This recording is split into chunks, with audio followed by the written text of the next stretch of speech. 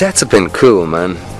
They've been really cool. Like I've had mates saying, you know, is everything green screen? Is it hard? Are you having to? I mean, is it hard to imagine the environment? And it hasn't been, because the green screen is filling out, is completing the magnitude of this world that's going to be represented in the film. But the immediate environment I find myself in, anything that I refer to, anything that I really kind of point to, or that I pick up or touch or turn around, corners, they're all there. I mean, you saw what they did with the New Asia set. I mean, it's some of the most incredibly designed, and just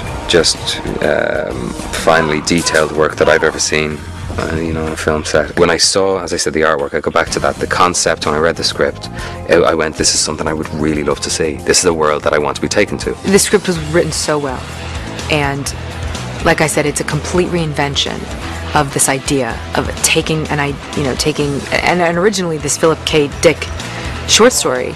And it's really, for me, feels like we're kind of tapping into really what that was about: identity issues, relationship, who am I? What do I know? What do I remember? What is my reality?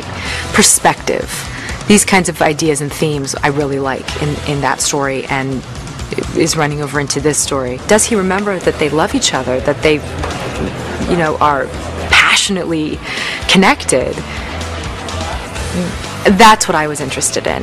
And how do we maintain that throughout this crazy, hover car chases, wild explosions, amazing fight sequences and fight outs, and man-to-man combat and robots and synthetics? How do we maintain that? Because that is the most important key. Colin has been one of the reasons that this experience has been so enjoyable. He's inspiring to watch work. He's just constantly doing something different, surprising me, surprising himself, wanting to push himself, and I find his performance is just continuously layered and complicated and complex and interesting. And he's always reminding me, all right, don't forget, right, we just fell off this thing, so you're in pain, and I might be dying, so we're constantly helping each other along. Like, don't forget that all these things have happened, because we come in on the morning and we just pop in and start getting shot at, or picking up from where we left off the night before. It's just literally one thing after another that's surprising and exciting and kind of fuels you for the next week and makes you go, you know what? Okay, I'm covered in bruises.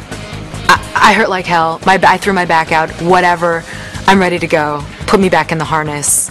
I want to remember this moment. I have never played a bad guy before. I've never played a villain.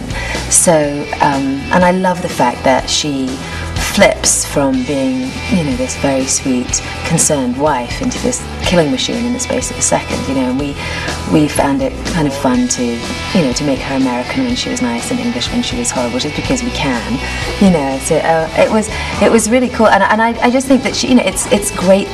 I've always played, like, if I've done a movie that requires fighting or action, whatever, I've always been on the side of truth and justice. And even though my character thinks that she is on the side of truth and justice, there's a kind of slightly maniacal leer, come inside her that she's slightly out of control in her feelings, and that's always fun for an actor.